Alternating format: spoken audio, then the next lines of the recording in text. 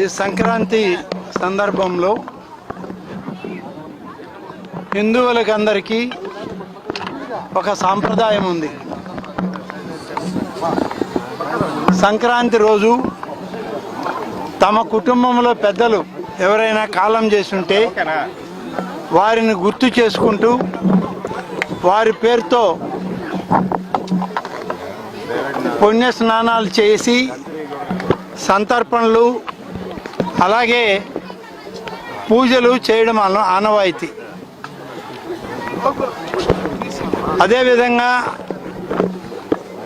అనేక దశాబ్దాల కాలంలో ఈ ప్రాంతంలో నెల్లూరు నగరానికి ముఖ్యంగా సంబంధించి ఎవరైనా చనిపోతే ఒక కులం ఒక మతం అని కాదు, ఎవరికైనా సరే వారు కాల్పులు చేసుకునే వాళ్ళు కాల్పులు చేస్తారు, పూడుపులు చేసుకునే వాళ్ళు పూడుపులు చేసుకొని సమాధులు కడతారు. చాలా కాలం దశాబ్దాలుగా కట్టి లేకుంటే ఇక్కడ వాళ్ళని సమాధి చేసి వెళ్ళిపోవడమే తప్ప మళ్ళీ ఎప్పుడైనా గుర్తు చేసుకోవాలి అని అంటే అది వాళ్ళ ఇంటి దగ్గరే చేసుకునేటువంటి పరిస్థితి. నాకు తెలిసేది బహుశా 2 దశాబ్దాల నుంచి ఈ యొక్క శ్మశాన వాటికలో తమ పూర్వీకుల్ని స్మరించుకోవడానికి పెద్దలందరినీ కూడా గుర్తు చేసుకొని ఈ యొక్క సంక్రాంతి సందర్భంలో వాళ్ళకి పూజలు చేసుకోవడానికి అనేక మంది వేలాది సంఖ్యలో రావడం జరుగుతుంది. గతంలో నారాయణ గారు మున్సిపల్ మంత్రిగా ఉన్నప్పుడు ఈ ప్రాంతాన్ని అనేక విధాలుగా డెవలప్ చేశారు.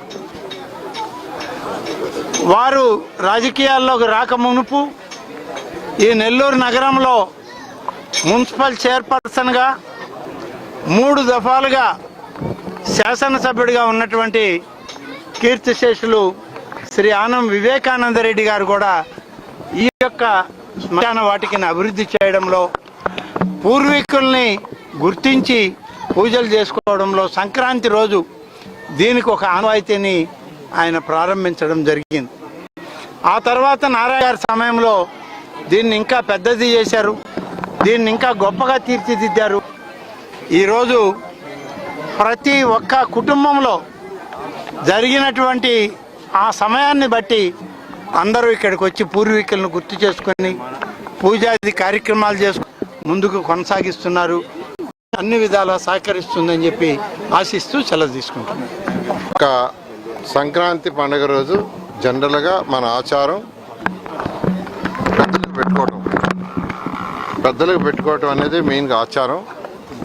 ఆ రోజే ఈవినింగ్ యాక్చువల్గా ఏంటంటే ఈ యొక్క సమాధులకి వాళ్ళ కుటుంబ సభ్యులు కుటుంబ సమేతంగా వచ్చి యాక్చువల్గా చేసుకుంటారు. దానికి మున్సిపల్ శాఖ అనేక ఏర్పాట్లు చేసింది. ఏరియా మొత్తం క్లీన్ చేయటం, రంగులు వేయటం అన్నీ చేశారు.